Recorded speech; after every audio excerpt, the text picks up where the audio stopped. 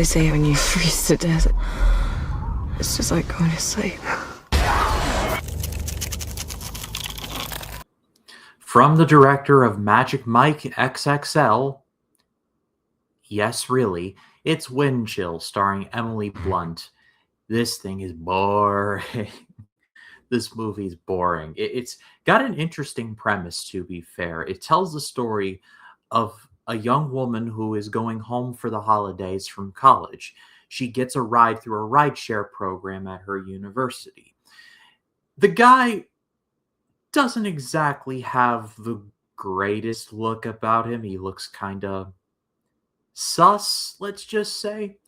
But she's like, it's four wheels. I can deal with it.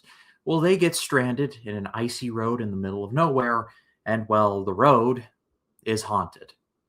So, yeah, like I said, this is an interesting concept, and I had a feeling I knew where this was going, but it also kind of didn't go where I expected, which is both a blessing and a curse. Best part of this movie by far is Emily Blunt. She is great in most of the things she's in.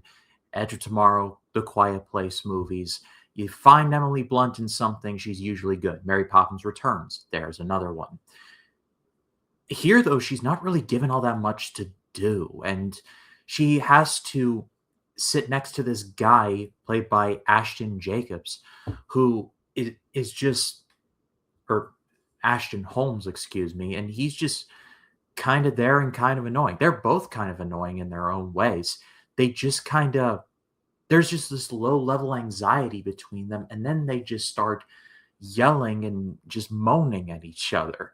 Like there's like no chemistry to be had here. And I kind of get the feeling that that was kind of the point, because it's these two strangers, they're doing like the ride share thing, so there's kind of like a, this is weird but we have to deal with it kind of thing. I get that, but it just never really goes anywhere beyond the low level aggression and just yelling.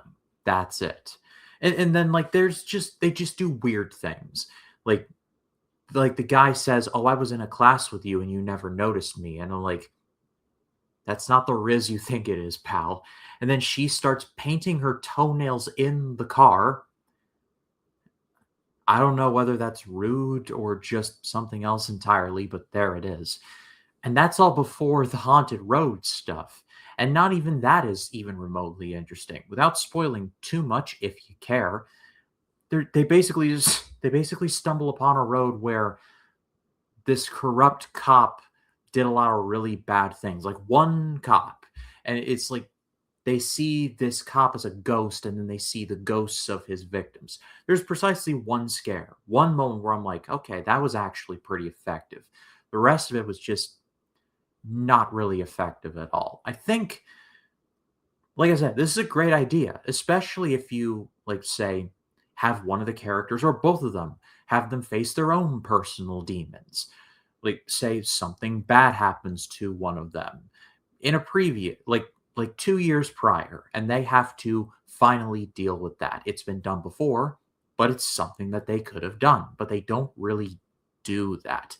This movie's like Edge of Tomorrow. Yes, I know the irony of me comparing Edge of Tomorrow to this, in that there's a bit of a time loop element also, but then it's also kind of like Inception in a weird way, and it's also in a weird way like The Shining, and it's not as good as any of those. So yeah, this was just thoroughly mediocre.